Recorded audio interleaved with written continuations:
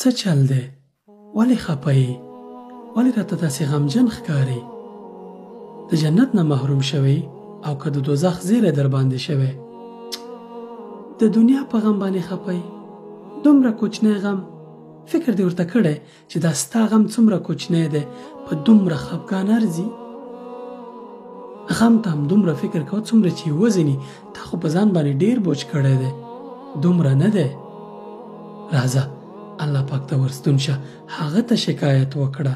انسانانو ته مه کینه، ګیلې مه کوه، ځان مه ځپه له داخله، ځان مه خوره. دا غم دې تر الله پاک لوی دی نعوذ بالله. نو چې نه بیا ولې خفه یې، ولې غمجن یې؟ راځه د دې غمه دې الله پاک ته شکایت وکړه، صبر پې وکړه او نیک ګمان وکړه. الله پاک به دې دا غم له منځه درته یوسي. په تشویش نه ارزي، په غم باندې چا د غمونو نه د وتلو لار نه ده پیدا کړې.